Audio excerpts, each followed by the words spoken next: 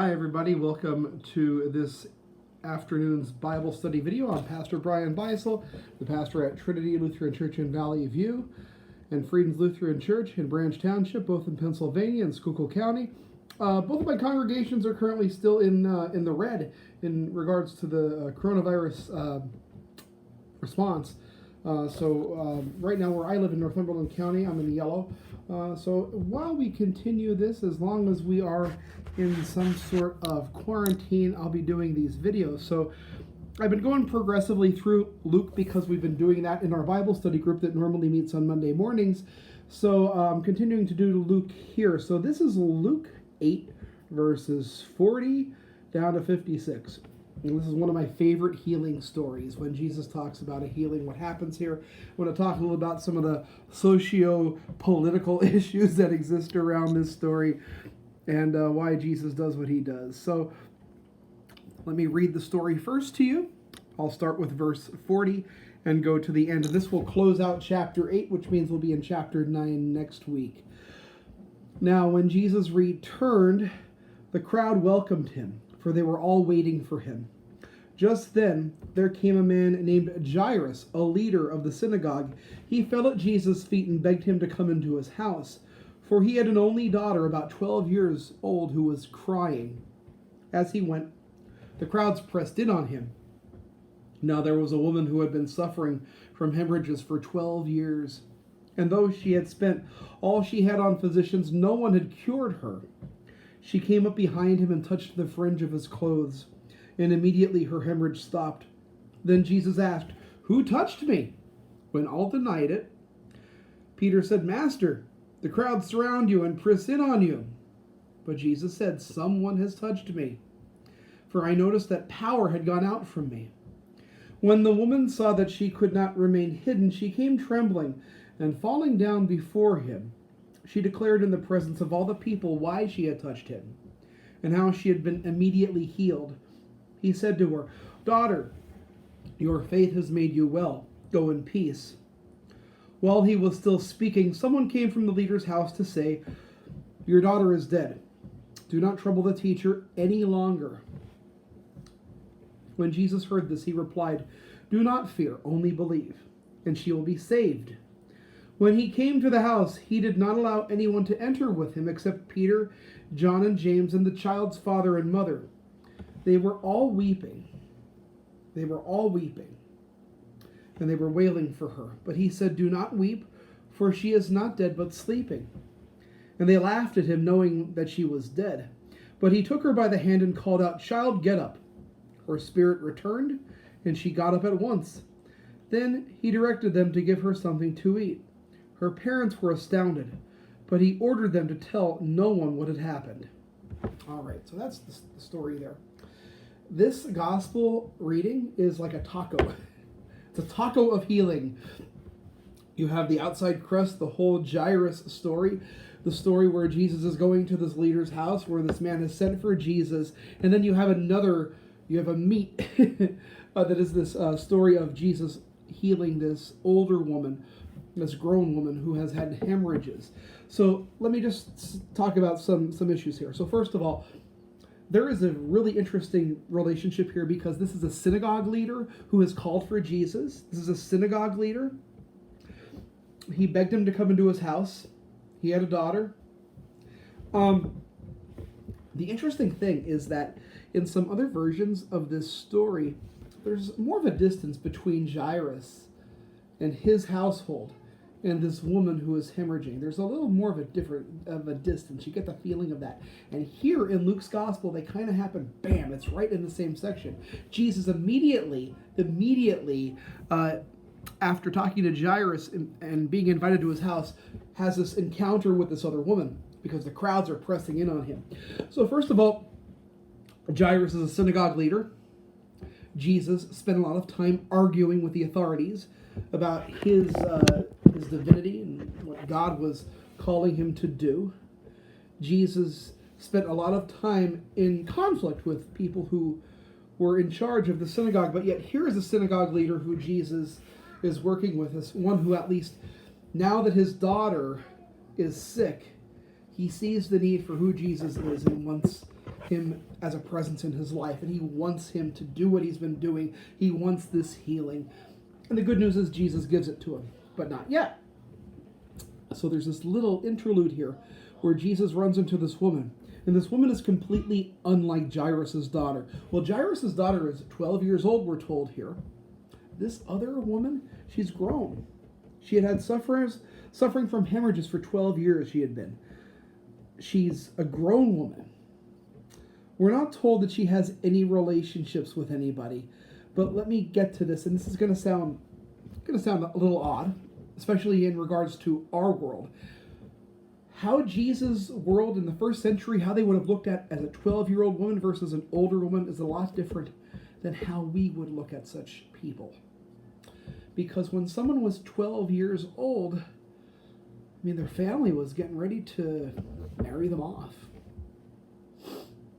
Mary was not much older than this when she was betrothed to Joseph. We sometimes say she was somewhere between the ages of 13 and 15 years old. At 12 years old, the only value a girl would have as far as being able to be used to make relationships or alliances or even money transacted. This was now, like she was becoming, for lack of a better term, ripe. Because that's how people viewed women. I am not saying that's right, obviously. I'm married to a woman who serves in the church as a pastor and does so well and does so with clarity. But women weren't allowed to have any positions of authority because they were used to create families and make babies and take care of households, and that was the value that they had. So at 12 years old, this woman is just so starting to be seen as ripe. So at this point, you know, this Jairus, he's thinking, oh my word, my 12-year-old girl. Yes, I'm sure there's some kind of fatherly love there, but there's another reason he's very upset that she's dying, that she's sick. He's thinking, where is my value going to come from now? I'm a temple leader. I mean, a 12-year-old daughter of a temple leader. If you're somebody else from another part of the community, you want that relationship. You want to get your son with that daughter so that you're also connected to the synagogue and so that you get that special treatment as well, you know. And so Jairus could use that to benefit his family. And now that hope is extinguished. So when Jesus heals this little girl, he heals someone who could have gotten her family a lot of value. And I'm not saying that, I don't really think that Jesus is cool with that at all. But it's, you know, the restoration that happens is in this girl's life, but it's also in the family and the relationships that they're now able to enter into as well. The other part of this is we're told he had an only daughter. We don't have any children male children mentioned from Jairus. So if Jairus only has one child and it's a daughter, means that Jairus is somewhat seen as cursed. Because the male children are far more valuable than the female children. Again, I don't condone this outlook at all. That's something that they were looking at in that time. So Jairus may already feel battered down because he can't have his boy. So Jesus, when he restores the life to this little girl. By the way, the word here is Talitha cum. Little girl, get up, Talitha cum. That's the translation there. Jairus has hope restored completely from a varied assortment of reasons. Jesus brings things back. Then we have this other woman, this older woman, and she has been suffering from hemorrhages for 12 years, so, you know, she could be in her late 20s and considered an older woman at this time. I know that's kind of strange. But she has tried and tried and tried to meet with doctors, and nobody can fix what's going on. And so she bumps up against Jesus, and just touching him heals her. And Jesus says something to her that's really interesting. He says, daughter. He calls her daughter, which is interesting because maybe, I said late 20s earlier, maybe she's in her late 30s. There's a chance that this woman is actually older than Jesus, and he's calling her daughter. But he says, your faith has made you well, go in peace. So the idea is that it's her faith in Jesus that heals her. It's the understanding, that the hope that this person can give me what I need. Not what I want, but what I need. And this person can lead me to new life. Now, I want to parse this out a little bit because, in our world, and especially in our faith communities and 21st century understanding of things, we have people who do peddle themselves as faith healers. And I know people in both congregations who have done things like with powwow doctors and have, really had good results with it. I'm not putting doubt on that. You saw my thumb there. There's a little fleck of dust there I had to get rid of. So I know people who've had positive experiences. But on the other hand, I know also other people who claim to practice miracle healing in the name of Christ, and I doubt their authenticity. When Benny Hinn's on TV and doing it in front of an arena and charging admission for that, I really, really have a lot of doubt there. Somebody just shared an image on Facebook of a bunch of television preachers, and he was one of them. Benny Hinn was on there, and Joel Osteen was another one. I don't know that he's too much into the faith healing aspect of the whole televangelism thing, but but he was on there, and so was Ken Copeland, who's the pastor in Texas I've talked about before. He's the guy who attempted to blow the breath of God on the coronavirus and expel it out of the country until it's gone forever and it's never coming back. Somebody posted an image with all of them, and it said, if all of these guys are so right and correct in what they do, why aren't they in hospitals right now cleansing people from the coronavirus? I found that interesting. One of our members responded, maybe it's because there's no audience, and I just want to put this out. Jesus didn't need an audience. He didn't need an audience, This healing happens completely because of the goodness of this woman's faith in him. Now, that doesn't mean, and here's the whole thing. So somebody who doesn't get healed, does that mean they don't have faith enough? I don't want to say that. I don't think that's a correct thing to say, and I think that, quite frankly, casts aspersions on that person that are probably unfair. This story tells us that here is one woman, and so I want to look at this. She has had hemorrhages for 12 years. Depending on how bad that's been, she's probably not been able to do much, right? And we're not told that she has any family. If this is a single woman, a single grown woman with hemorrhages for 12 years, which is quite frankly likely, because how do you marry off somebody who has that kind of a condition?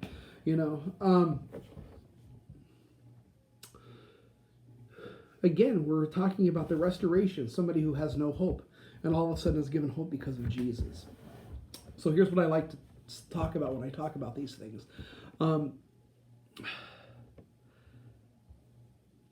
I was an ICU chaplain at Geisinger for a summer in 2003. I tried to heal people. I tried to do the whole laying on of hands, heal, Not once did it work. And my sincerity was there. My sincerity was there. I wanted people to be healed and to be restored. Sometimes I did it and the person died. And then I stopped doing it because I thought maybe God was upset and was killing them to teach me a lesson, which, quite frankly, paints God in an awful, cruel light, and I wouldn't really say that was true now. It was 2003. I was a lot younger. Maybe we can't heal such people. And maybe we can't resurrect the dead.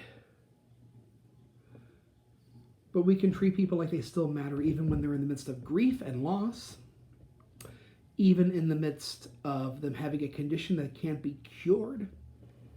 We can give people love and a place in the family of God, which is the church. And that can be maybe not healing, but it certainly can be restorative. Certainly can be restorative. Thinking right now of a United Methodist pastor friend of Michelle's. I've talked to a lot of you will have heard this story that have talked to me one-on-one in the past week. They have a 2-year-old son. His name is Malcolm. They had a 2-year-old son whose name is Malcolm. This family, this couple, they're in their 40s, like Michelle and I are. They adopted Malcolm fairly late in life, like Michelle and I did with Timmy. Then they sent him to daycare. Week and a half ago. They live in Nebraska. They serve churches in Nebraska. Or I think it's actually one church. And it's the wife and the marriage. I don't think the husband is a pastor.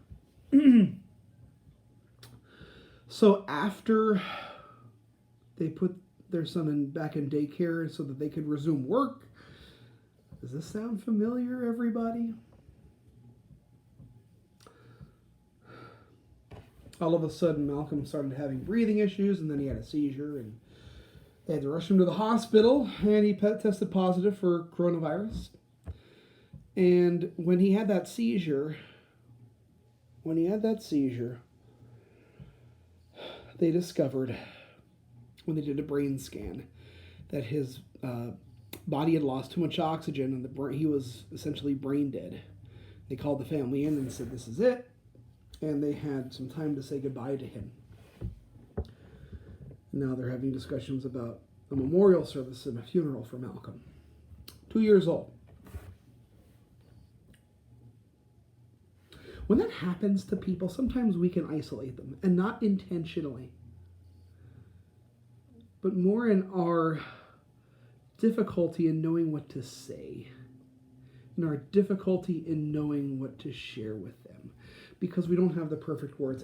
And I'm just going to say this, I don't think God needed another angel is usually never the best word. And sometimes maybe you have said that, and I'm going to be honest with you, a time or two I have said that, but sometimes that can come off quite cold to a family who's missing a loved one, especially a 2-year-old child. Like, come on, couldn't God have gotten somebody else to help him in the kingdom rather than this 2-year-old boy? Again, it paints God in somewhat of a cruel light.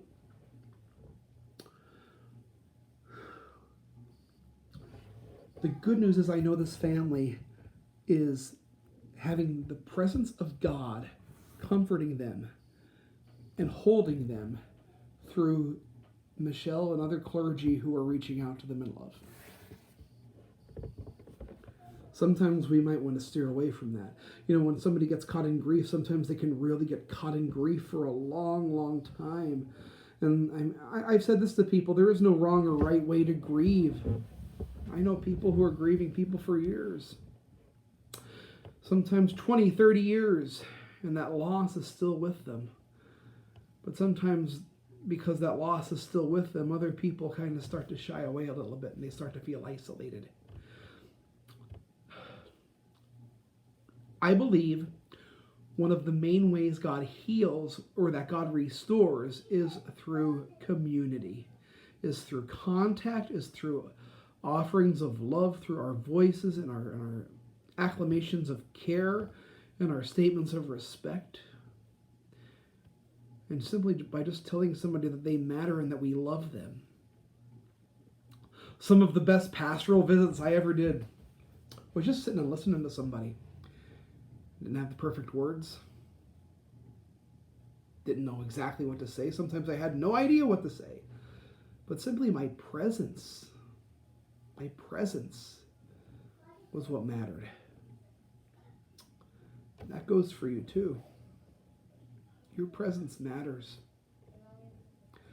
Your understanding of compassion and love, it matters to people. and it can change people's lives. It can change the direction of their life, and maybe you never even know that it did that, but it can.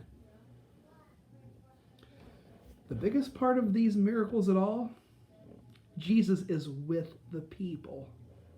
And any other kind of boundaries that maybe should have kept him away from either of these people, he got rid of it. Didn't matter. He overcame it, and he loved first. So let's try to love first. Alrighty, that's going to end our Bible study for this afternoon. I'll do this again next week on Monday. Peace and blessings to all of you who are watching this. We're going to do tomorrow night, we're going to have an online Zoom hangout. That's at 6 o'clock, and I'll send out information on that to both congregations sometime tomorrow afternoon. All right, take care. And again, blessings and peace. Thank you.